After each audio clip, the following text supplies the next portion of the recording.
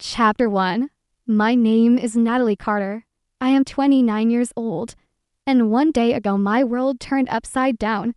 The woman who saved me when my parents abandoned me at 14, my Aunt Eleanor, is gone. She built an empire with her own two hands and trusted me with it all. $2 million in cash, a San Diego mansion worth $4 million, and the majority shares of Hughes Interiors valued at over $12 million. But while I was still drowning in grief, the doors opened and in walked the same people who left me, hungry and alone as a child. My parents smiled as if 15 years of silence could be erased in a moment, and they dared to reach for what they had never earned. That was the moment I knew this story would not just be about inheritance. It would be about betrayal, justice, and the kind of revenge that only comes when karma finally finds its way home. The scent of lilies still clung to my clothes when I stepped into the quiet office of Daniel Brooks, the attorney who had represented my aunt for over 30 years. Just hours earlier, we had buried Eleanor Hughes, my aunt, my guardian, and the only true parent I had known since I was 14. She was 64 when pancreatic cancer finally took her from me, and at 29, I felt like a child again, abandoned, hollow, and terrified of what came next. The San Diego sun poured through the blinds of Daniel's office, too bright and too harsh for the weight pressing down on me. I wanted the sky to be gray, the air heavy, something that matched the silence that had taken over my life. I sat in the leather chair across from his desk, my hands trembling in my lap. Daniel's face was kind, though lined with years of legal battles and grief shared with clients like me. He shuffled through a thick folder, his glasses perched low on his nose. I could not hear the rustle of paper without imagining my aunt's steady hands turning pages, her voice correcting me when I stumbled over a business term. I tried not to cry again. I had done enough of that at the funeral, standing at the graveside, where only a handful of relatives and old business associates had gathered. I had looked at the coffin and felt something break in me. But I had also felt her presence urging me to stand tall, just as she had taught me. Daniel cleared his throat and began to read. To my niece, Natalie Carter, I leave $2 million in cash, the residence located at Seaside Cliff Drive in San Diego valued at $4 million, and 55% of Hughes Interiors, currently valued at approximately $12 million. My heart pounded so loudly I barely heard the rest. The words seemed unreal, like lines from a play where I had been cast as the lead without an audition. $2 million, a mansion that had been both a home and a fortress. Control of the company she had built from nothing into a California empire of stylish furniture stores and design studios. I pressed my hands against my knees to keep from shaking. She had trusted me with everything. Daniel looked up at me, his eyes gentle. This was your aunt's clear and final wish. She believed in you, Natalie. I nodded, unable to form words. Grief pressed against the swell of responsibility, a storm colliding inside me. I wanted to argue that I was not ready, that I still heard her voice correcting my piano practice or reminding me to stand straight at dinner. But I also felt the still she had forced into me over 15 years.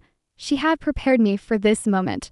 Even if I had begged her not to go, the office door opened. Then, and the storm in my chest exploded outward. I froze as two figures stepped inside, side by side, two familiar and yet almost strangers after so many years. Richard Carter, my father, heavier now, his hair gone gray and thin, his once broad shoulders sagging. Beside him, Linda Carter, my mother, thinner than I remembered, her face sharper, her eyes shadowed as though by years of regret or bitterness. For a moment my breath caught.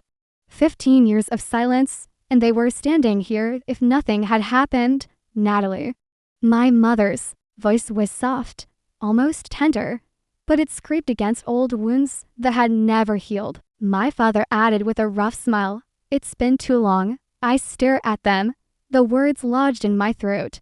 My mind flashed to that October morning in 2010 when I had woken up to find their bedroom empty, their clothes gone, a single note on the counter telling me they could not do it anymore and that Aunt Eleanor would take care of me. That was the last I had heard until now. The betrayal had burned itself into my bones, shaping every decision, every wall I had built around my heart. Daniel's face hardened as he stood. This is not the time or place. We are concluding the reading of the will. My parents ignored him. My mother took a hesitant step forward, reaching as though to embrace me.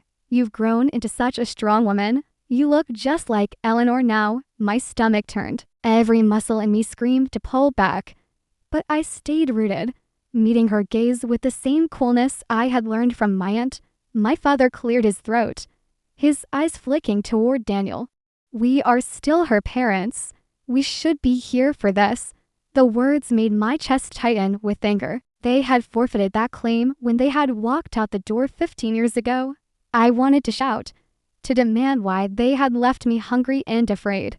Why they had chosen debts and selfishness over their daughter.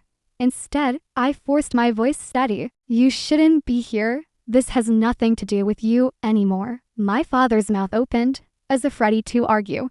But Daniel's hand raised stopped him. Legally, Richard, Linda, you have no standing here. Eleanor's estate was placed into a trust for Natalie alone. I suggest you leave before this becomes a scene. The silence that followed was suffocating. My mother's hand dropped, her smile faltering, my father's jaw clenched, his eyes narrowing at me. In that instant I saw it, the reason they had come, not love, not regret, but calculation. They had seen the obituary, the news of Eleanor's fortune, and they had returned like vultures circling Emile. My heart hardened further. Any hope of reconciliation dissolved. 15 years had already answered every question I could have asked. They turned slightly toward the door. It lingered just long enough to make their presence felt, to remind me that blood ties are never easily severed. No matter how poisoned, Daniel ushered them out, his voice calm but firm. When the door finally clicked shut, I released a breath I had been holding since they appeared. My hands trembled again, but not from grief this time. It was something colder, sharper. The realization that the battle was only beginning. I looked down at the papers Daniel had placed before me, the weight of millions and a company's future staring back. I thought of Eleanor, of her steady gaze and her relentless drive. I promised her silently that I would protect what she had built. But even as I made that vow, I knew the shadows of Richard and Linda Carter would not disappear so easily. The air in the room felt heavy, charged with a new kind of tension. Outside the window, the Pacific glimmered in the distance. Endless and indifferent, I sat straighter, pressing my palms to the table to steady myself. The grief had not left me, but alongside it now was resolve. I had survived being abandoned once. I would not let them take anything from me again. And with that thought, I finally lifted my eyes to Daniel. What comes next? I asked quietly. Already knowing the answer, he folded his hands, meeting my gaze. With steady calm, we prepare, Natalie, we prepare for everything. Chapter 2. The memory of his words sent me back to the night everything changed. It was October of 2010, and I was 14 years old. Sitting on the front steps of our small house in Chula Vista with the salty air from the bay stinging my face, I could hear the muffled argument through the thin walls. My mother's voice high and desperate, my father's low and bitter. He had lost again at the blackjack tables in Las Vegas. Money he never had to spend in the first place. The debts had piled up until they were taller than me, and I had watched their marriage disintegrate under the weight of his addiction and her exhaustion. That night the shouting stopped abruptly. When I went inside, the bedroom closet was open, half empty, and the dresser drawers gaped like broken teeth. On the counter sat a short note written in my mother's looping script. We can't do this anymore. Eleanor will take care of you. I read it over and over, my chest tightening until the words blurred. The sound of my own sobs filled the silence, and I stumbled back outside, clutching the slip of paper in my hand as though it could anger me to something real. I remember sitting on the cold concrete steps, rocking back and forth, trying to understand how parents could just decide not to be parents anymore. Neighbors' porch lights blinked on. Voices carried down the block. But no one came over. I was just a girl alone in the dark, crying until my throat ached. That was the moment I stopped believing in unconditional love from people who shared my blood. A car pulled up, its headlights cutting across the yard, and I froze. Out stepped my Aunt Eleanor. She was tall, her posture perfect, her hair pulled back in a way that always made her seem untouchable. She walked straight toward me, her heels clicking against the pavement, and I could see the controlled fury in her eyes. She knelt down in front of me, took the note from my shaking hand, and tore it in two. "You will never be left alone again," she said, her voice steady, not a hint of hesitation. "You are coming with me." I clung to her, burying my face against her shoulder, breathing in the crisp scent of her perfume. For the first time that night, I felt safe. The weeks that followed were a blur of paperwork and tense phone calls. My father tried to fight her at first, claiming he had every right to keep custody even as the bills collectors hounded him. My mother barely appeared at the hearings, her eyes avoiding mine when she did. Eleanor hired an attorney, sat through every court session, and presented every piece of evidence of their neglect: gambling records, unpaid bills, school attendance slips with my signature forged when I had missed class to care for myself. I remember the judge's voice when he granted Eleanor permanent guardianship. It felt like a gavel, striking through my past, severing me from the people who had chosen something else over me. My father stormed out of the courtroom.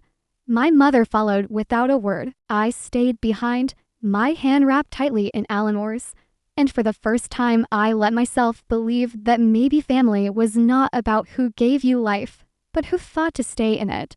Life with Eleanor was never easy, but it was stable. She moved me into her home in La Jolla, a house that felt impossibly large compared to the cramped space I had left behind.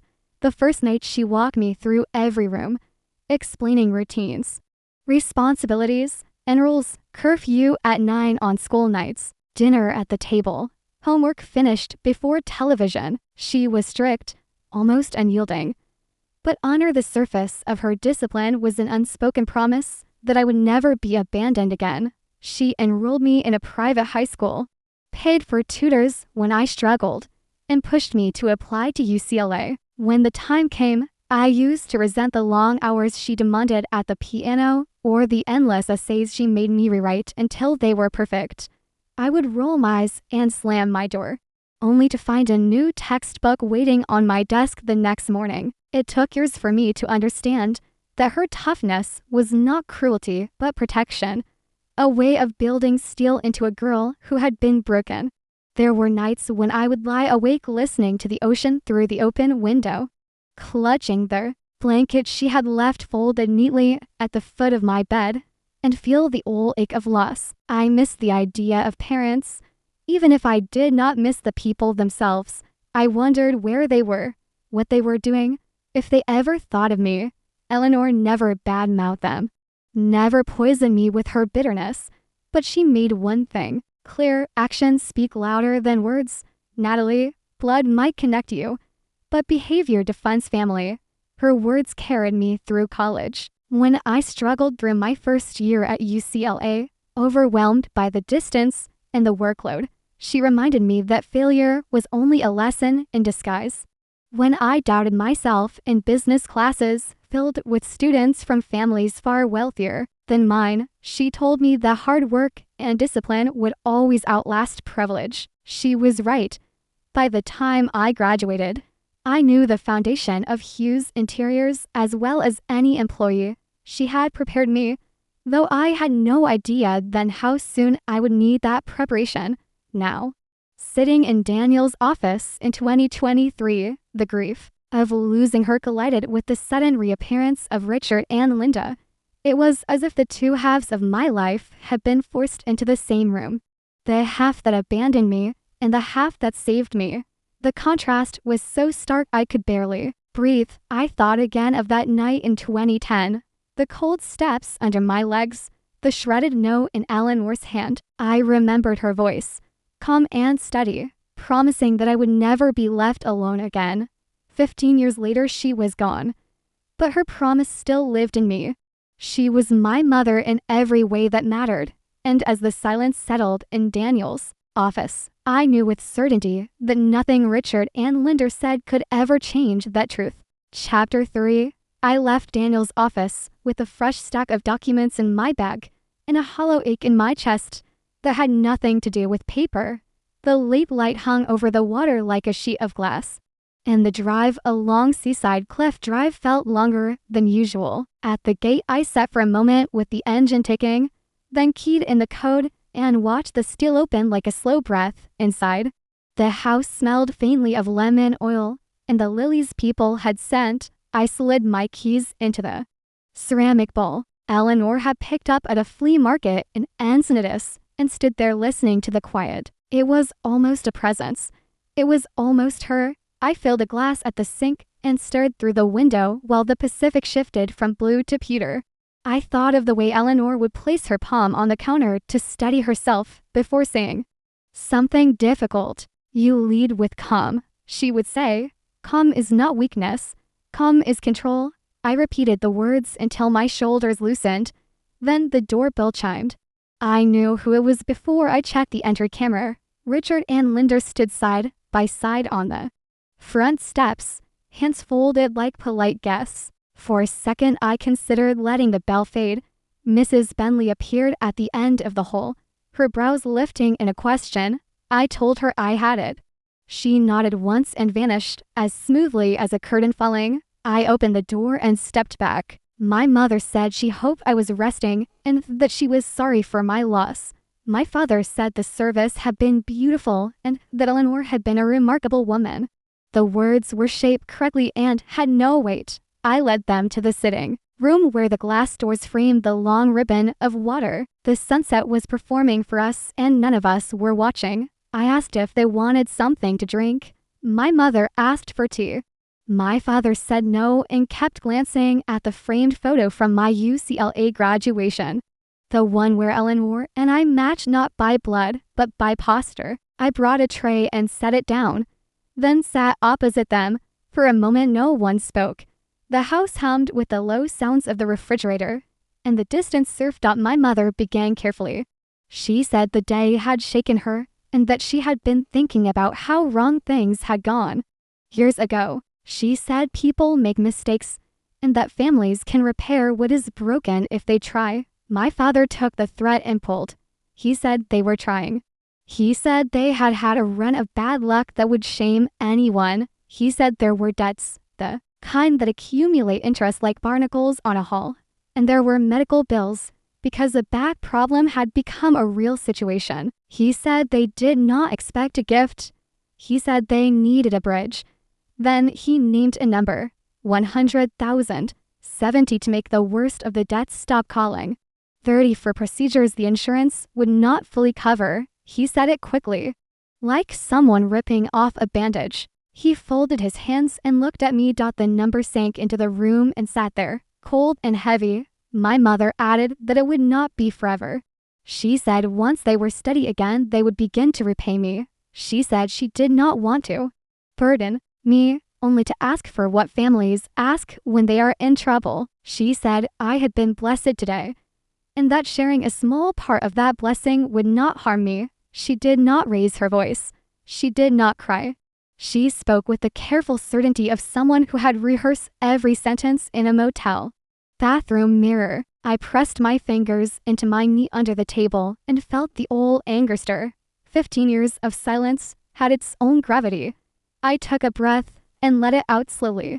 I told them I was sorry they were struggling and that I hoped my father was getting real care. I said I could not give them money. The words sounded simple, and they were not. My father blinked like he had misheard me. He repeated the number as if repetition could make it reasonable. He said it was a loan. He said we could put it in writing. He said he knew a man who could draft papers. I said again that I would not be writing a check. I said it was not about the number. It was about what it would mean. I said Eleanor had kept me safe when they chose not to, and that handing them money now would erase a boundary she had carved with years of work. I said I would help with information if they wanted it. I could recommend a counselor who specialized in debt restructuring. I could help them find a clinic covered by the plan they had. I said I would not finance their problems. The politeness slipped. Not a lot, just enough for me to see what sat underneath. My father leaned forward and said I was letting grief talk for me. He said Eleanor would not have wanted me to turn my back on my parents.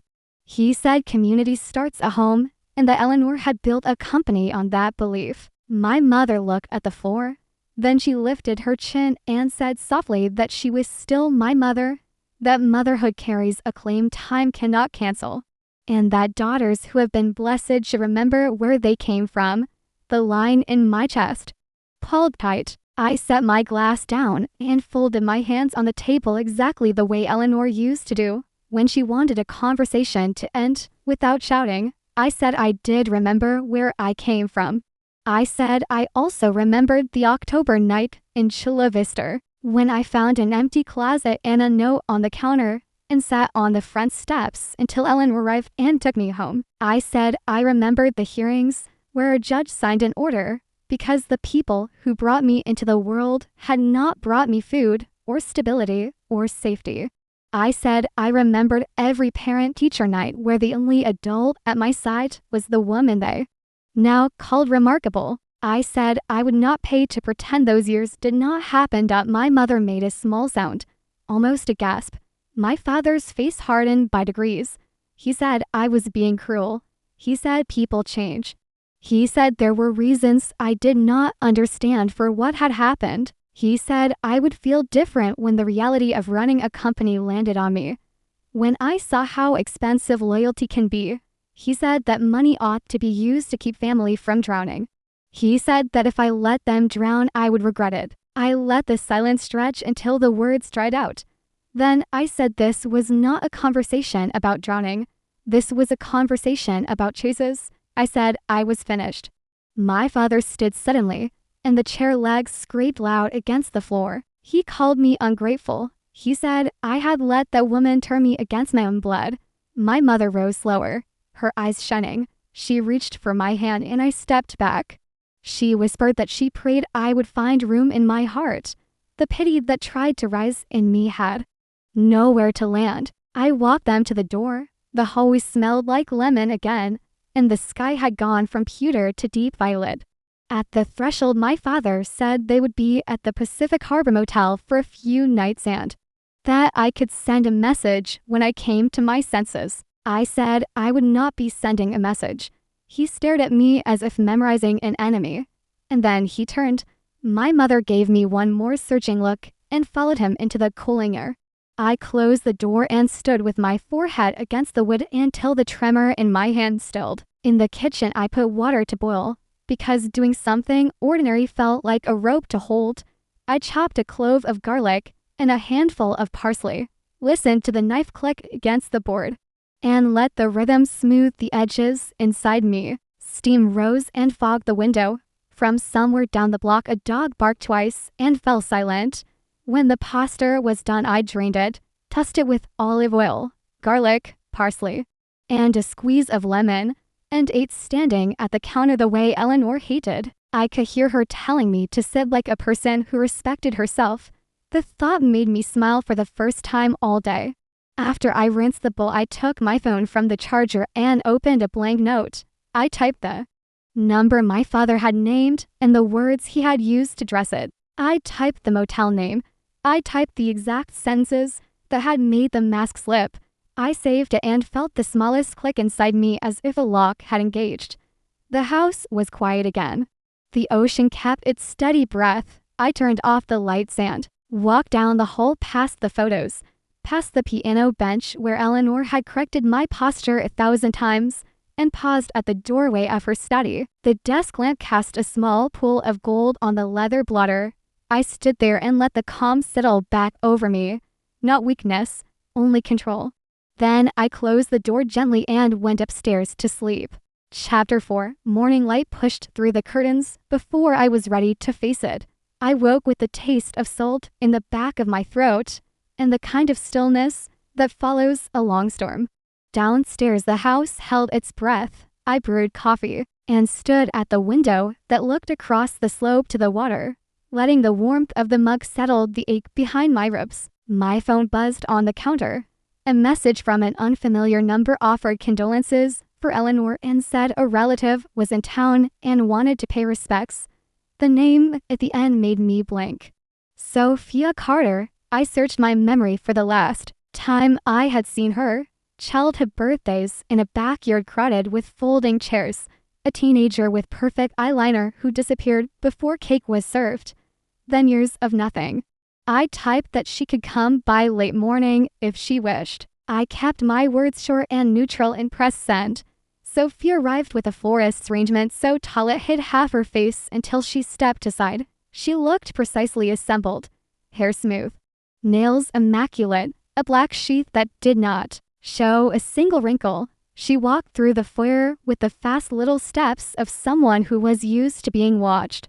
She placed the flowers on the console and turned to me with a sympathetic tilt of her head. She said she had flown down from Los Angeles when she saw the obituary and wished she had not waited so long to reconnect.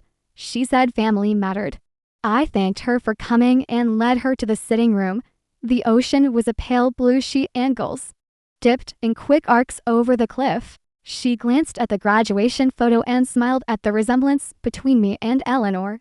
Then she sat, crossed her legs, and reached for the teacup Mrs. Bentley set on the low table.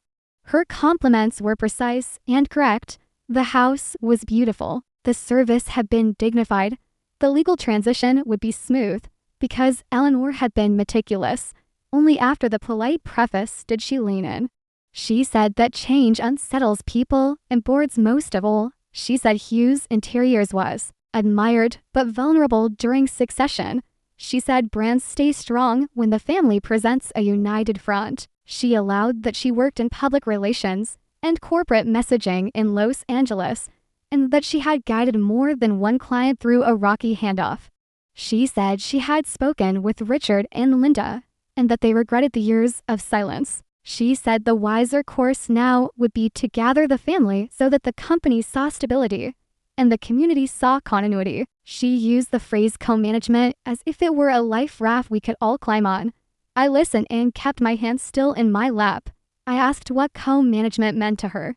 She smiled with professional brightness and said something about a small advisory group of family faces who could sit alongside the board and reassure investors and staff while I acclimated. She said she would be honored to serve. She named my parents as potential contributors, then quickly added that they would follow my lead. The room felt colder. I asked whether she had spoken with anyone on the board. She said she had acquaintances who knew people and that unofficial conversations often paved the way for formal decisions. I thought of my father in the sitting room the night before, the number on his tongue, the mask that slipped. I thought of the empty closet in Chula Vista. I told Sophia that Hughes Interiors would be guided by the documents Eleanor put in place and by the law. I said I would listen to experienced executives and to employees who had kept stores running for years. I said the brand would speak through its work. She held my gaze a moment, then let the smile soften. She said she understood and that she would make herself available if things grew noisy. At the door, she squeezed my hand and said families can heal when a company gives them a reason to come together. I watched her walk down the path with a sense that I had just been politely sized up. An hour later, Daniel called. The board wanted to meet that afternoon at the headquarters near Mission Valley. He sounded like a man who had expected the call. There would be introductions, he said, and then questions about transition. He would attend as counsel. Emily would join to take notes. I felt the old steadiness return as I gathered Eleanor's leather portfolio and slid a pen into the loop. Calm is control.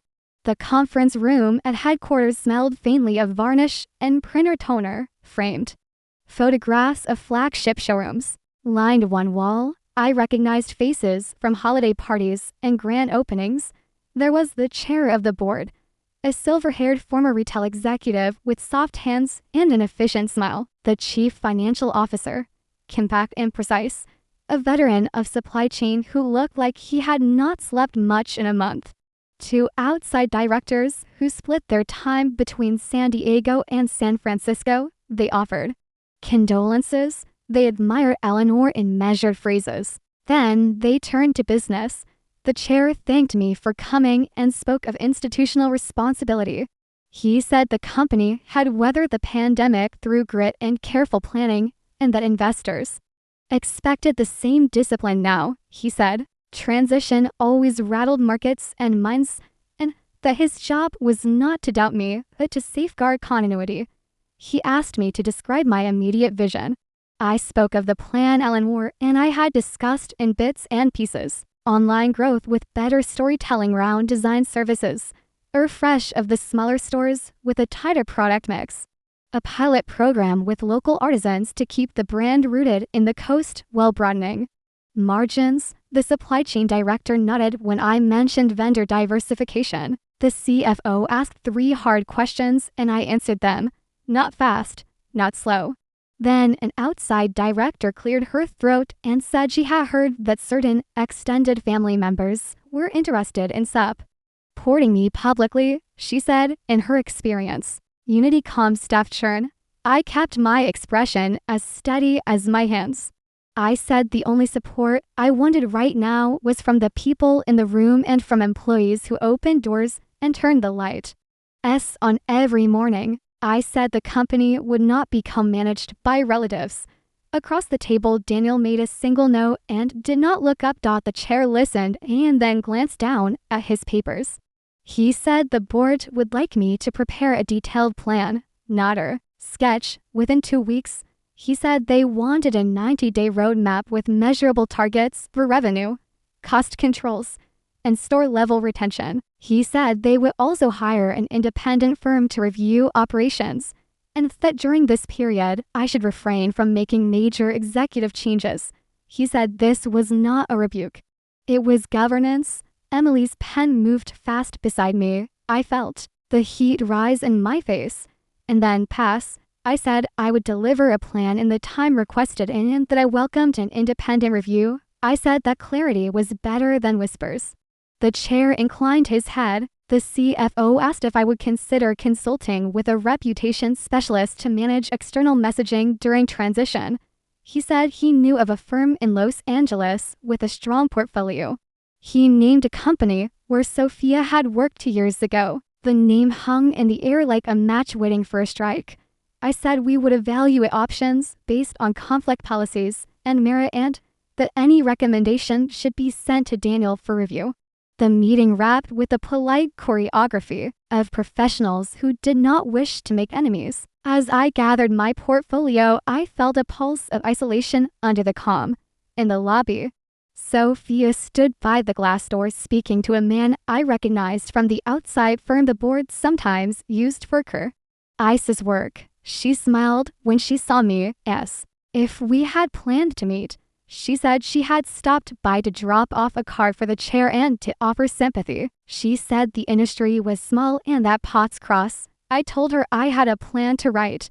She wished me luck with a smoothness that did not reach her eyes. Outside, the heat came off the pavement in shallow waves. I stood for a moment under the overhang and watched a delivery truck back up to the loading dock. Workers rolled pallets down a ramp, quick and sure of their weight. The familiarity of the motion steadied me more than any polite sentence I had heard all afternoon. Back in the car, I called Emily on speaker.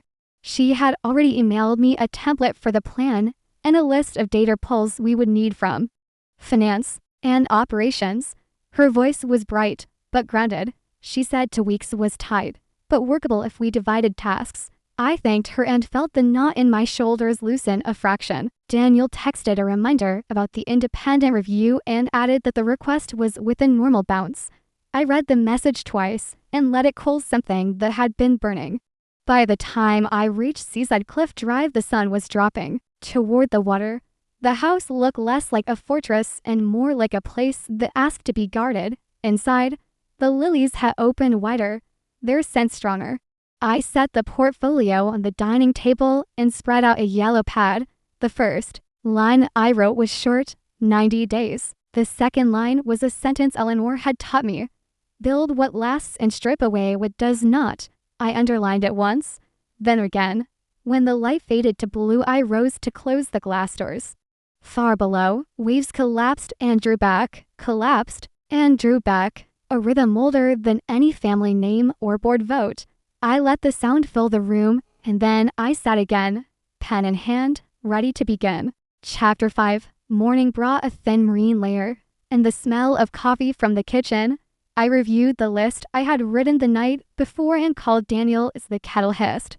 He picked up on the second ring and said to come in as soon as I could. Emily would be there. I dressed in the quiet house and slipped Eleanor's leather portfolio under my arm like armor. Daniel's office sat on the second floor of a low building near the courthouse. Glass bright with the kind of light that makes paper glow. Emily opened the door before I could knock. She wore a navy dress and a look that made me feel steadier than I had any right to feel. She took the portfolio from me and set it on the conference table where it neat stacks already. Weighted, one stack held the will, certified copies stamped and dated. The other held the trust documents Eleanor had signed over the years, amendments tucked behind colorful tabs, each page initialed in her tight hand. Daniel greeted me with a nod and a warmth that did not slow his pace. He said we would start by building a record that could withstand bad faith and misunderstanding. He slid a checklist to my side of the table: estate planning documents, corporate bylaws, and board minutes, stock ledgers for Hughes Interiors and any subsidiary, real property, records for Seaside Cliff Drive, bank statements for accounts held by the trust, guardianship orders from 2010, school records that showed who attended meetings when I was a minor. He looked at me and said I had already done the first and hardest part by telling the truth to myself. We worked in a rhythm that felt almost physical. Emily scanned, labeled, and saved to a secure share while I read and initialed where Daniel placed small flags.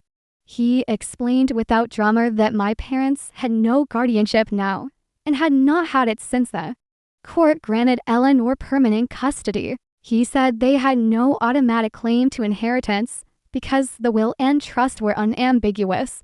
He said that in cases like this, the usual attack was to suggest undue influence or lack of capacity.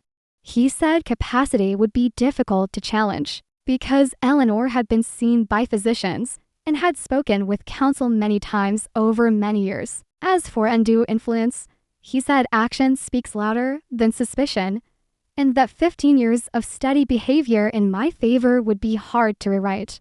Emily handed me a cup of tea and touched my wrist for a breath of a second when I reached for it. She said she had pulled the last 5 years of board minutes from the corporate drive and highlighted where Eleanor discussed succession planning in general terms. I watched her move between the scanner and the laptop and felt a strange mix of gratitude and relief. In the worst week of my life, someone was meeting me exactly where I stood. By mid-morning, Daniel asked if I had access to any originals stored at the house. I told him Eleanor kept critical documents in a floor safe behind a panel in her study. He suggested we retrieve them together so that chain of custody could not be questioned. Emily grabbed a slim briefcase, and we walked out into the bright day, each of us carrying a piece of the work. The drive back to Seaside Cliff Drive felt shorter with a plan in motion. Inside the study, I pressed the hidden latch Eleanor had shown me years ago and swung the paneled shelf aside. The safe waited. Behind it, silent and matte, I spun the dial, listened for the soft catch, and opened the door. Inside were thick envelopes tied with cotton ribbon, a small fireproof box with property deeds, and a velvet pouch that held a few keepsakes that had nothing to do with court yet everything to do with a life. Emily read labels aloud as I passed them out. Trust or statement, 2018. Deed, Seaside Cliff Drive, grant deed and title insurance, stock certificate ledger, Hughes Interiors. A narrow file contained the court order from 2010 granting Eleanor guardianship. I held the order for a moment and felt the weight of a gavel fall again. Clean and final. We laid everything out on the study table and worked without wasting motion. Emily photographed each item for the inventory, while Daniel checked signatures and seals. The air smelled faintly of cedar from the old drawers and of lilies carried by yesterday's mourners. On the desk blotter, a fountain pen rested where Eleanor had left it the last afternoon she felt well enough to sit here. I ran a fingertip along the edge and told myself to focus. Calm is control. We broke only when Mrs. Bentley tapped lightly on the door and brought in 3 glasses of water and a plate of crackers. Her eyes shone when she saw the guardianship order on the table. She said she remembered the day. Eleanor came back from court with that paper folded in her purse. She said Eleanor had stood in the kitchen and leaned against the counter and cried where no one could see her. Then she left us to our work again. Around noon the bell rang. The sound cut through the house with a different pitch than before. Mrs. Bentley called down the hall that a courier was at the door with documents for me. I walked to the foyer with a pulse that felt too loud in my ears. The man asked my name, noted it on a clipboard, and handed me a heavy envelope with my full legal name typed on the label. He left without ceremony, and the door clicked soft behind him. Emily and Daniel joined me in the sitting room as I slid a finger under the flap. Inside lay a cover letter from a firm in San Diego I did not recognize and a thick complaint stamped by the Superior Court. Daniel read over my shoulder, eyes moving fast. The allegations were familiar in tone even if the phrasing tried to sound new. Undue influence, vulnerable testator, isolation from family, conversion of assets through control of company decisions, a demand for an accounting, a request for a constructive trust. A list of questions that assumed their answers. The room narrowed and then it widened again. Emily touched my shoulder and told me to breathe. Daniel placed the packet on the coffee table and said we would respond in the time allowed and that we would consider a motion to strike what had no basis. He said the filing changed nothing about the strength of our position. He said it did mean we had to be careful about contact. No calls to Richard or Linda, no replies to messages, every communication through counsel. He asked if I had kept any notes of yesterday's visit. I nodded and said I had recorded the exact number they asked for in the motel where they were staying. He said good and asked me to email it to him so that the record would be clear and immediate. We returned to the study with the complaint between us like a live wire that had finally been seen. Emily scanned the packet and saved it to the same secure folder as the rest. Daniel dictated a short memo to file, time-stamp and dry, and then called his assistant to block out the next 2 weeks with tasks. He turned to me and said that fear often tries to outrun facts. He said facts would do their work if we let them. I felt a slow steadiness return. I pictured the boardroom and the measured faces from yesterday. I pictured Sophia in the lobby with a man from a firm that specialized in noise. The lines of the next days began to form in my mind like a map. Draft the plan the board had requested, finish the inventory for Daniel, lock down personal boundaries, record everything, sleep when I could, eat something that was not crackers and coffee. Emily packed the last of the copies into the briefcase and looked at me in a way that asked a true question. I told her I was fine and for once almost meant it. She said she would drop the files at the office and send me a shared checklist by evening so we could track what was left. Daniel said he would start the response and coordinate with a process server of our own for a few documents I'd need, he said, to keep the house quiet and the phone on. When the door closed behind them, the study felt at once larger and more intimate. I returned the originals to the safe and spun the dial until it settled. On the table, the yellow pad waited where I had left it, 90-day plan underlined twice. I set and drew a small box beside each task and filled the first to a think. Outside the window, the ocean kept its steady pulse. Inside the room, the air held the last trace of cedar and lilies and the promise of work I knew how to do. Chapter 6. News alerts stacked on my phone through the afternoon. Small banners that use the same two words in bold type. Heirs dispute. A business blog ran a short piece about succession risk at Hughes Interiors. Then a lifestyle site copied it with a headline that treated my life like a plot twist. I silenced the phone, finished labeling the last folder for Daniel, and told myself to keep moving in straight lines. Then a message came from a number Emily had saved for me earlier. That day, Sophia asked if we could meet for dinner with my parents to ease tensions. She wrote that a calm public moment would be good for the company. I stared at the words until they stopped feeling like instructions. I told her I could do 7 at a restaurant in the Gaslamp Quarter where the tables were close. Enough for a crowd to keep things civil.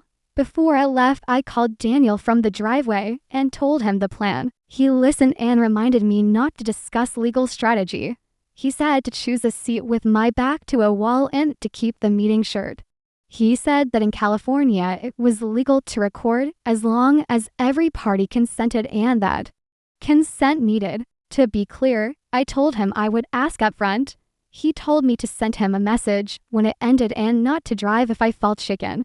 Emily texted a list of neutral phrases and a little square emoji that looked like a checkbox. I smiled in spite of myself and put the car in gear. The restaurant sat on a corner where the old brick looked pretty against the neon. Inside it smelled of basil and grilled fish. A line of happy people waited near the host's stand, and the room held the easy noise of date nights and birthdays. I gave my name and asked for the table in the back I had reserved. The host led me to a banquette against the wall. The seat faced the entrance. The lights were low, but not dim enough to hide anyone. I ordered water and took my phone from my bag. When the server stepped away, I said that for everyone's comfort, I wanted to record our conversation. When my parents arrived, I would repeat it. I opened the voice memo app and placed the phone on the table with the screen lid. They came in together as if choreographed. My mother in a soft blouse and my father in a jacket that almost fit. Sophia followed in a dress that probably had her brand name and a strategy attached. They slid into seats and made remarks about traffic and construction. I waited until the water arrived, then spoke slowly so the words would be clear. I said I planned to record us so that we had an accurate account of what was said.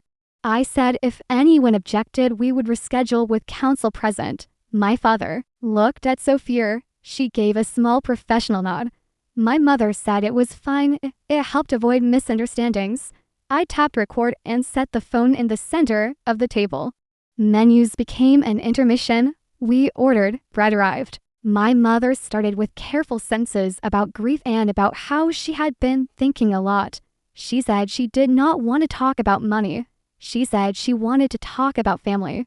She said families survive storms when they choose each other. My father took that cue and spoke about second chances. He said a public rift would harm the brand and invite speculation that could hurt employees. He said the smart move was for us to show unity. He said the board would relax if they saw my parents at my side. He never used the word co-manage. He did not need to. Sophie added context like a presenter. She said media cycles moved fast, but left damage if left unattended. She said a family photo outside a restaurant in the Gaslamp would travel farther than a press release. She said she had colleagues in Los Angeles who could craft a narrative that emphasized legacy and stewardship. She looked at me with a gentle smile and said the company needed a bridge. I buttered a piece of bread I did not want and kept my voice steady. I said the company would be served by its workers and its customers and by clear legal documents. I said unity was good when it was real and not a costume. My father leaned in a fraction. He said legal documents could be challenged. He said that in his reading, a constructive trust could be forced when influence had been applied. He stated it like a fact he had discovered on his own. My mother pressed her fingers together and said she did not want a courtroom, that it would pain her to be there, but that they would do what they had to do. Sophia said that no one wanted escalation and that telling a calm story together could prevent it. The food arrived and the server set plates between us. I thanked him and took a bite I could not taste. I told them I would not be co-managing anything. With relatives, I said the board had asked for a 90-day plan and that I would deliver it. I said the company would be reviewed by an independent firm and that any recommendations would be considered on merit. My father said merit was fine as long as people remembered who built the first store. I said I remembered exactly who built it. His eyes narrowed just a fraction. He said that sometimes a parent knows best when a daughter is in over her head. He said he and my mother had always known how to reach me if it came to that. The line slipped out like a coin falling from a pocket. He kept going. He said they had always known where I lived and where I studied and where I worked. He said they waited for the right moment to try again so that it would not feel like pressure. The room tilted and then steadied. I set my fork down and let the words settle in the recorder. I pictured the front steps in Chula Vista and the torn note and the courtroom where Eleanor had stood beside me. I folded my napkin and smoothed the corner. My mother touched my father's arm like she wished she could pull the words back into his mouth. She said a mother never stops paying attention. She said she had prayed for me every day. Sophia broke in with a quick comment about intended meaning and about how easily language gets twisted online. She reached for her glass of wine and smiled at me in a way that asked me to accept a translation I did not need. I kept my voice even. I said I heard them. I said I had nothing to add. My father tried another tack, a softer one. He described the strain of medical appointments and the indignity of explaining debts to strangers. He said all of it would be easier if I would sit beside them in a few public moments and say that the family was working things out. He said lawyers complicated simple things. My mother nodded and said that if the public saw us together, the pressure would ease. Sophia said a photo at the end of dinner would take a lot of air of the story. She tilted her head in the direction of the entrance where a photographer stood near the host stand pretending to check a text. I looked at the phone recording on a table. The little red bars moved with every word. I asked if they had already contacted press. Sophia said she had told a friend we might be there and that it was better to control the moment than to be caught off guard another time. She said this could be a kindness to me. I looked at my mother. She seemed small in her chair in a way I had not seen since I was a child. For a few breaths, I felt the old ache that wanted to believe the best. Then I let it go. My father asked if I would agree to a statement that said we were united and that the estate was a private matter. I said I would not. We finished the plates in a silence that felt busy with calculation. The server boxed what was left and set the check on the edge of the table. I reached for it. My father put a hand out like he might take it from me, then withdrew the hand and stared at the glass. I paid and asked the server to bring the receipt for my records. He returned with a clipboard. I signed. My mother said she hoped I would not make them choose a path they did not want. My father said paths choose themselves when people are stubborn. Sophia said she would be in touch with suggestions that would keep things quiet. I picked up my phone and pressed stop. The file saved with a timestamp and a running time that made my chest expand. I stood and thanked them for coming. Sophia glanced toward the host stand and gave a little wave. I walked past the photographer without slowing. Outside, the air smelled like warm brick and marinara and the faint tar of the street. Traffic pushed by in small bursts. I felt my shoulders drop and then square again. I slipped the phone into my bag, felt its solid weight against my palm, and knew I was carrying something I had not had before. Evidence, quiet and clean. At the curb, I waited for the valet and watched the reflection of the restaurant window ripple across my windshield. Inside, the three of them were still at the table. Sophia was talking. My mother was folding and unfolding her napkin. My father was staring at the door like it might apologize for me. The valet brought my car out. I thanked him, slid behind the wheel, and let the engine idle long enough to breathe. Then I pulled into the line of headlights and headed toward the coast where the air thinned and the sound of the ocean made thought easier to hold. Chapter 6. News alerts stacked on my phone through the afternoon. Small banners, that use the same two words in bold type. There's dispute. A business blog ran a short piece about succession risk at Hughes Interiors. Then a lifestyle site copied it with a headline that treated my life like a plot twist. I silenced the phone, finished labeling the last folder for Daniel, and told myself to keep moving in straight lines.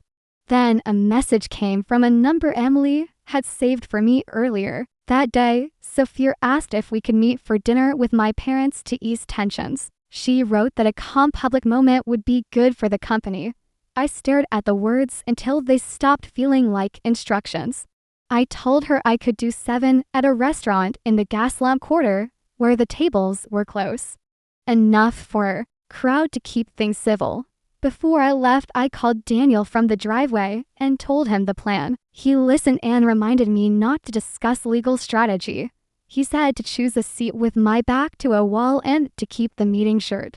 He said that in California it was legal to record as long as every party consented and that consent needed. To be clear, I told him I would ask up front.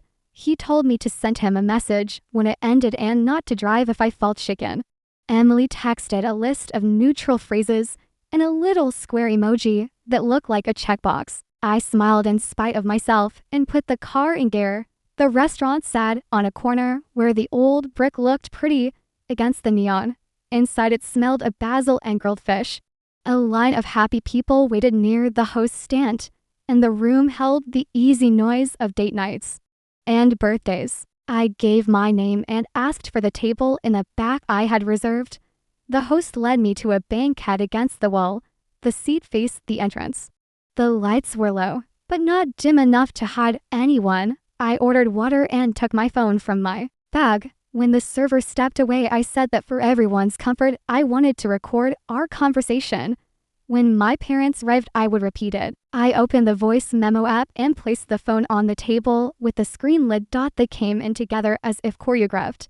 My mother in a soft blouse and my father in a jacket that almost fit. Sophia followed in a dress that probably had her brand name and a strategy attached. They slid into seats and made remarks about traffic and construction. I waited until the water arrived, then spoke slowly so the words would be clear. I said I planned to record us so that we had an accurate account of what was said. I said if anyone objected, we would reschedule with counsel present. My father looked at Sophia. She gave a small professional nod. My mother said it was fine. It helped avoid misunderstandings. I tapped record and set the phone in the center of the table. Menus became an intermission. We ordered. Bread arrived. My mother started with careful sentences about grief and about how she had been thinking a lot. She said she did not want to talk about money. She said she wanted to talk about family. She said families survive storms when they choose each other. My father took that cue and spoke about second chances. He said a public rift would harm the brand and invite speculation that could hurt employees. He said the smart move was for us to show unity. He said the board would relax if they saw my parents at my side. He never used the word co-manage. He did not need to. Sophia added context like a presenter. She said media cycles moved fast, but left damage if left unattended. She said a family photo outside a restaurant in the Gaslamp would travel farther than a press release. She said she had colleagues in Los Angeles who could craft a narrative that emphasized legacy and stewardship. She looked at me with a gentle smile and said the company needed a bridge. I buttered a piece of bread I did not want and kept my voice steady. I said the company would be served by its workers and its customers and by clear legal documents. I said unity was good when it was real and not a costume. My father leaned in a fraction. He said legal documents could be challenged. He said that, in his reading, a constructive trust could be forced when influence had been applied. He stated it like a fact he had discovered on his own. My mother pressed her fingers together and said she did not want a courtroom, that it would pain her to be there, but that they would do what they had to do. Sophia said that no one wanted escalation, and that telling a calm story together could prevent it. The food arrived, and the server set plates between us. I thanked him and took a bite I could not taste. I told them I would not be co-managing anything. With relatives, I said the board had asked for a 90-day plan and that I would deliver it. I said the company would be reviewed by an independent firm and that any recommendations would be considered on merit. My father said merit was fine as long as people remembered who built the first store. I said I remembered exactly who built it. His eyes narrowed just a fraction. He said that sometimes a parent knows best when a daughter is in over her head. He said he and my mother had always known how to reach me if it came to that. The line slipped out like a coin falling from a pocket. He kept going. He said they had always known where I lived and where I studied and where I worked. He said they waited for the right moment to try again so that it would not feel like pressure. The room tilted and then steadied. I set my fork down and let the words settle in the recorder. I pictured the front steps in Chula Vista, and the torn note, and the courtroom where Eleanor had stood beside me. I folded my napkin and smoothed the corner. My mother touched my father's arm like she wished she could pull the words back into his mouth. She said a mother never stops paying attention. She said she had prayed for me every day. Sophia broke in with a quick comment about intended meaning and about how easily language gets twisted online. She reached for her glass of wine and smiled at me in a way that asked me to accept a translation I did not need. I kept my voice even. I said I heard them. I said I had nothing to add. My father tried another tack, a softer one. He described the strain of medical appointments and the indignity of explaining debts to strangers. He said all of it would be easier if I would sit beside them in a few public moments and say that the family was working things out. He said lawyers complicated simple things. My mother nodded and said that if the public saw us together, the pressure would ease. Sophia said a photo at the end of dinner would take a lot of the story. She tilted her head in the direction of the entrance where a photographer stood near the host stand pretending to check a text. I looked at the phone recording on a table. The little red bars moved with every word. I asked if they had already contacted press. Sophia said she had told a friend we might be there and that it was better to control the moment than to be caught off guard another time. She said this could be a kindness to me. I looked at my mother. She seemed small in her chair in a way I had not seen since I was a child. For a few breaths, I felt the old ache that wanted to believe the best. Then I let it go. My father asked if I would agree to a statement that said we were united and that the estate was a private matter. I said I would not. We finished the plates in a silence that felt busy with calculation. The server boxed what was left and set the check on the edge of the table. I reached for it. My father put a hand out like he might take it from me, then withdrew the hand and stared at the glass. I paid and asked the server to bring the receipt for my records. He returned with a clipboard. I signed. My mother said she hoped I would not make them choose a path they did not want. My father said paths choose themselves when people are stubborn. Sophia said she would be in touch with suggestions that would keep things quiet. I picked up my phone and pressed stop. The file saved with a timestamp and a running time that made my chest expand. I stood and thanked them for coming. Sophia glanced toward the host stand and gave a little wave. I walked past the photographer without slowing. Outside, the air smelled like warm brick and marinara, and the faint tar of the street. Traffic pushed by in small bursts. I felt my shoulders drop, and then square again. I slipped the phone into my bag, felt its solid weight against my palm, and knew I was carrying something I had not had before. Evidence, quiet and clean.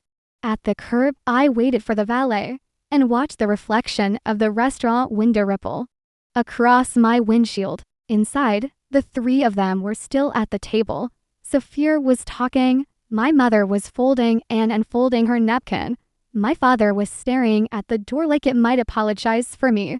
The valet brought my car out. I thanked him, slid behind the wheel, and let the engine idle long enough to breathe. Then I pulled into the line of headlights and headed toward the coast where the air thinned and the sound of the ocean made thought easier to hold. Chapter 8. The morning of the hearing began with a pale strip of light over downtown and a steady thrum of nerves in my chest that would not quiet. I walked up the courthouse steps with Daniel on my left and Emily a half step behind. The three of us moving as if we had rehearsed it. Reporters waited near the curb with long lenses and polite voices that asked for a comment. I kept my eyes on the doors and felt Emily fall a little closer to my shoulder. A small anchor that let me breathe. Inside, the hallway smelled like paper and coffee. Daniel checked us in with the clerk and handed me a copy of the docket. Carter versus Carter sat in clean black type that made something in me go cold and then settle. We took seats near the front. Across the aisle, my parents sat with a man in a dark suit who had the confident stillness of someone who enjoyed the sound of his own reasoning. Sophia slipped into the row behind them and lifted a hand as if we were at a family brunch. I looked away and focused on the bench where a flag hung in perfect folds. The judge entered with the quiet authority of a person who does not need to raise a voice to be heard. We rose and sat. The clerk called the case. Plaintiff's counsel stood and began with a story that cast my parents as people cut off from their only child by a wealthy relative who had controlled access and scripted affection. He used phrases that had sharp edges: undue influence, vulnerable testator, isolation from family, conversion of assets. He said the court should impose the constructive trust and order in accounting. He never looked at me while he spoke. He looked at the judge as if the outcome were a matter of simple arithmetic. Daniel stood when it was our turn and did not change his tone or his pace from the way he greeted me each morning. He said the will and trust were clear, executed over many years with counsel and physician capacity letters at the ready. He said the guardianship order from 2010 showed that Eleanor had stepped in because my parents had stepped out. He said the record would show that I had not isolated my aunt, that rather my aunt had insisted on order where chaos once lived. He said plaintiffs reappeared when an obituary made fortune visible and that their petition was an attempt to rewrite a decade and a half of fact with a week of theater. The judge nodded once and asked about preliminary relief. Plaintiff's counsel requested that the court restrict my control of the estate while the case proceeded. He referenced risk to company assets and the possibility of dissipation. Daniel shook his head and said there was no evidence of misuse and ample evidence of careful stewardship. He asked that the request be denied. He said we would present documents and testimony to anchor the record. The clerk swore me in. I walked to the witness stand and sat, palms pressed flat against my skirt to keep them from trembling. Daniel began gently. He asked about the night in 2010 when Eleanor picked me up from the house in Chula Vista. He asked about the court order that followed. He asked who attended parent-teacher conferences and who paid for food and clothes and a roof. I answered in sentences that felt both small and solid. He walked me through my education at UCLA, my years working inside Hughes Interiors, the timing of my illness, and the meeting with counsel where the final documents were signed. I heard my own voice steady as this story took shape in the room. Plaintiff's counsel rose for cross and tried to scrape feeling from the edges. He asked whether I ever discouraged contact from my parents. He asked if my aunt spoke negatively about them. He asked if I had pushed Eleanor to sign papers when she was tired or medicated. Daniel objected where the question strayed. The judge sustained more than once. I kept my eyes on the judge when I answered and let the dull weight of old facts do their work. Daniel called Emily next. She testified briefly to chain of custody for the documents we had gathered, to the dates on board minutes that mentioned succession planning, to physician letters in the file that spoke to capacity. She stepped down and took her seat, her face calm in a way that let me borrow calm of my own. Then Daniel glanced at me and asked the judge for permission to play a short recording. He said all parties consented at the start of the conversation and that a transcript and certification were in the binder at tab 12. Plaintiff's counsel objected on grounds of context and prejudice. The judge asked a few crisp questions. Daniel answered with the date, the time, the location, and the opening words where consent was stated clearly. The objection was overruled. Daniel pressed play. The sound filled the room in a way that felt both intimate and clinical. I heard the soft clink of plates. My own voice stating that I would record so there would be no misunderstandings. And the words of consent from each person at the table. Conversation moved through the familiar steps. Family, unity. The suggestion that a public moment would help the brand. Then my father spoke in a tone I knew too well and did not ever want to hear again. He said they knew where I lived and studied and worked. He said they had waited for the right moment to try again so that it would not feel like pressure. The recorder clicked faintly when I set my fork down. Then the file ended. Reporters in the gallery shifted and bent their heads, pens moving fast. Sophia looked at her hands. My mother kept her eyes on the floor. My father sat very still as if not moving could make the words evaporate. The judge leaned forward a fraction and asked if plaintiffs disputed the recording or the voices. On it, plaintiffs' counsel said the words were not meant as surveillance, but as expressions of parental concern. He said meaning should govern over form. The judge asked again if they disputed the voices or the consent. Counsel said no. Daniel spoke once more and let the points land without flourish. He said the recording showed knowledge and choice. He said absence had not been caused by isolation, but by indifference until money became visible. He said a constructive trust is an extraordinary remedy, and that plaintiffs had shown no basis for it. He asked that the request for preliminary relief be denied, and that the matter proceed on a normal schedule with discovery tied to the narrow questions at issue. The judge took a moment that stretched long enough for my heart to count a dozen beats. Then the ruling came in sentences that were careful and plain. Preliminary relief was denied. Control of estate assets would remain as set forth in the will and trust. The court would set a case management conference and allow limited discovery on capacity and undue influence, though the documents already submitted spoke loudly on both. The court expected counsel to discourage public commentary that might taint the process. The judge added that harassment of parties or witnesses would not be tolerated and could result in sanctions.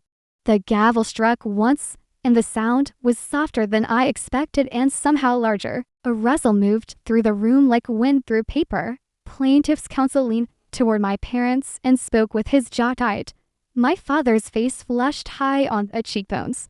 My mother tried to touch his arm and he pulled away. Sophia stared at the wall as if it could explain how an afternoon had slipped out of her hands. Daniel wrote a single line on his pad and slid it to me. Denied without prejudice. We hold steady. Emily squeezed my shoulder and did not let her own smile rise past professional.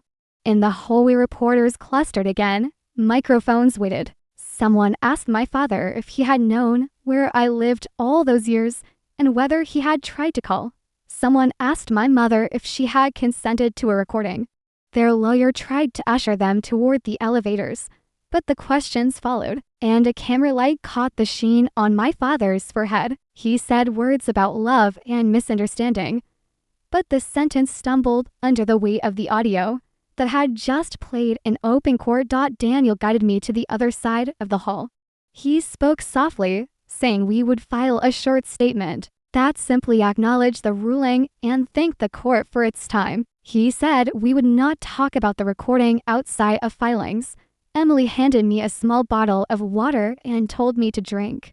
The cold hit my throat and cleared the dust left by hours of air conditioning and concentration. We stepped out onto the stone steps and into a wash of sunlight. The noise of traffic felt almost kind. Across the street, the bay threw back a scatter of bright points that made me squint. For a moment, I stood without moving and let the heat soak my shoulders. The fight was not over. Paper would still move from one desk to another. Depositions would be scheduled. There would be days when anger beat against my ribs like a trapped bird. But the center of the case had shifted. The court had heard their own words.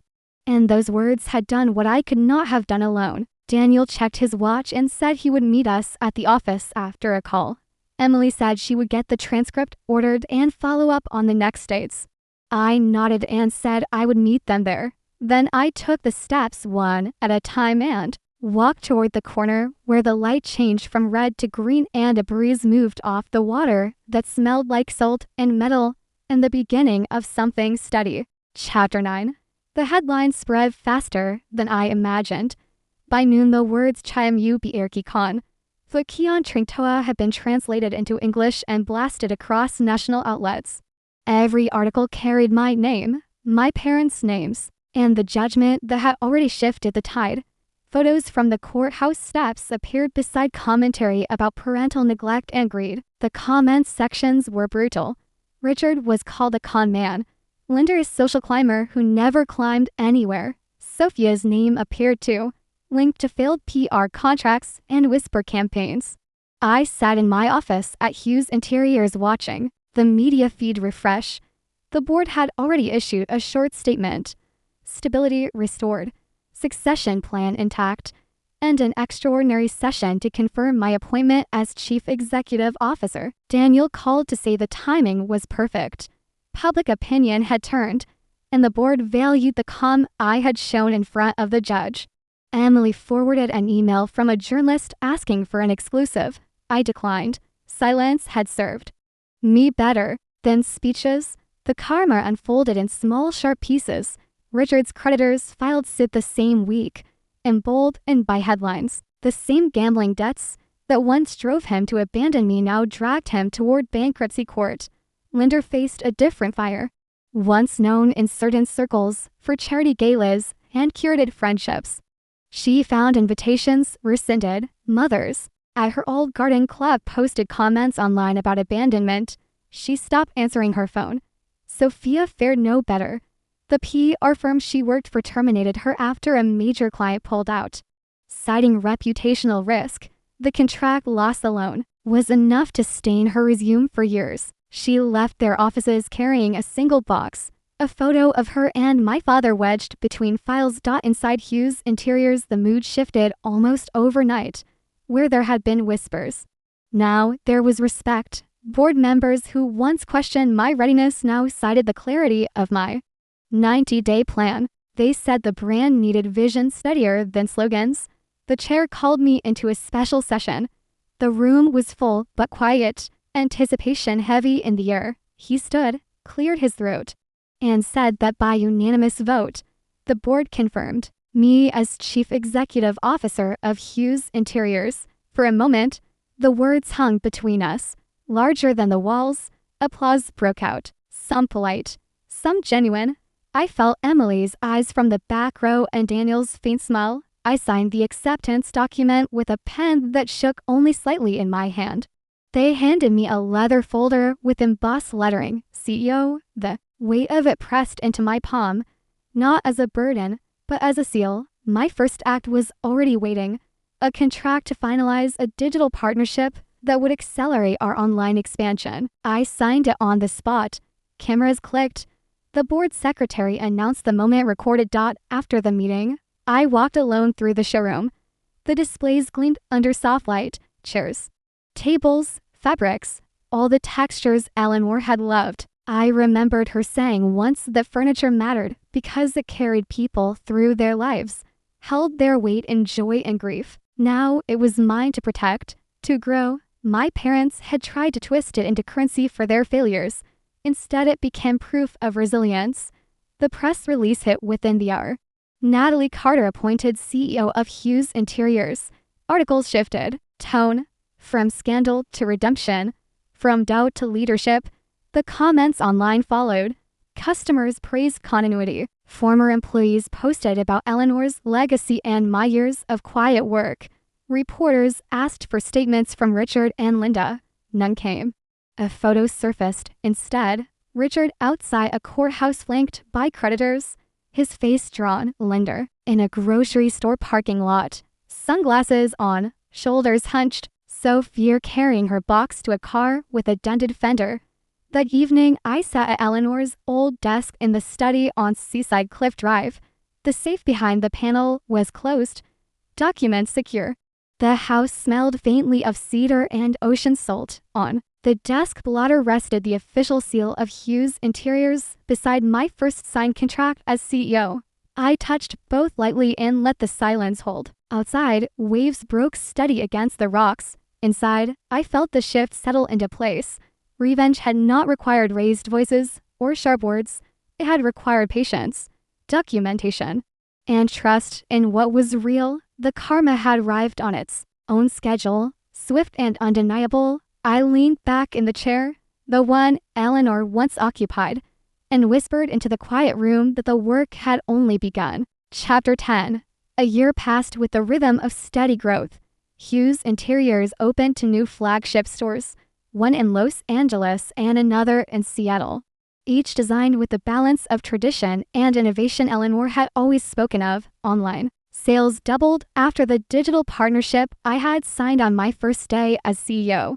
The board sent monthly reports that confirmed what I already felt each time I walked into a store and saw customers sink into a sofa or run their hands across a fabric swatch. We were no longer just surviving scandal. We were thriving. The house on Seaside Cliff Drive became more than a home. I hosted community gatherings in the gardens Eleanor had once tended, and in December the ballroom filled with donors at our first annual charity gala. Funds from that evening restored a community center in Chula Vista, the same city where a 14-year-old girl once cried on the steps of an empty house. As I stood at the podium and announced the project, I felt something close to healing. Emily stood at my side that night, her hand brushing mine in quiet support. She had become more than an assistant. She was a companion, a constant presence, someone who reminded me that even in the middle of power and paperwork, there was space for warmth. The world outside moved with its own form of justice. Richard's creditors forced him into bankruptcy. A small notice in the financial section reported the auction of his last property, a foreclosed condo outside Las Vegas. Linda retreated from public view after one-to-many articles dissected her role in abandonment. Mutual acquaintances said she rarely left her house, that friends had vanished when the story hardened into reputation. Sophia's fall was sharper. The PR industry that once praised her savvy now treated her name like a liability. The firm that had dismissed her never took her back, and whispers followed her every interview. Each headline reminded me that sometimes karma didn't need my hand. It worked quietly, efficiently, on its own. Inside Hughes Interiors, the staff began calling me by my title with affection rather than formality. CEO sounded less like a crown and more like an obligation I was honored to carry. I worked long hours, but they were hours that built rather than defended. Strategy meetings focused on expansion, on new designs that married California ease with global craft. The showroom in Los Angeles won a design award. Seattle's location became a hub for young families. Each milestone felt like proof that Eleanor's trust had not been misplaced. One evening, after a long day, Emily and I walked the shoreline near the house. The sky burned orange and purple. She asked if I ever thought about my parents anymore. I told her the truth. Not often. They were pieces of a story that had ended. What remained was not bitterness but distance. She nodded, her hand brushing against mine, and for once I let it stay there. In that silence I understood something deeper. Family was not blood, not obligation. It was the people who showed up, who stayed, who built with you. Eleanor had been that. Emily was becoming that, and I was finally ready to accept it. The legal files from the inheritance remained locked in the safe, but untouched for months. Daniel called occasionally with small updates, each one ending with the same sentence: assets remain secure. His voice always carried the satisfaction of a man who had helped close a circle of justice. There was no more litigation, no appeals that could survive evidence and time. The law had done its part. The rest was life. On the first anniversary of my appointment as CEO, the board gathered in San Diego for a private dinner. After dessert, they presented me with a framed document, the official resolution naming me Chief Executive Officer. Beneath it, they had added a second page signed by every member. It reads simply, "Thank you for proving that strength can be quiet and vision can be steady." I held it in my hands and felt the arc of a journey that had begun on a cold night in 2010. This was the opposite of abandonment. This was belonging earned out later that night, alone in the study. I took out Eleanor's portrait and set it on the desk. I told her that the company was safe, that her legacy was alive, and that I had learned the lesson she gave me without ever needing to say it twice. Blood does not grant rights, love does. I spoke the words aloud, steady and clear. Blood does not give entitlement. True family is where you are protected. I leaned back in her chair, the ocean steady beyond the windows, and let myself feel something I had not allowed in years. Pride. Not the sharp kind that needs to be displayed, but the quiet kind that fills you and leaves you lighter. I thought of Richard and Linda fading into their own failures, of Sophia scrambling for relevance, of headlines already turning to other stories. Then I thought of the stores alive with customers, the employees proud of their work, the children running through charity centers built with funds from our events. That was the true revenge, to live well, to thrive. And now I want to ask you, if your parents abandoned you, only to return years later demanding your inheritance, how would you respond?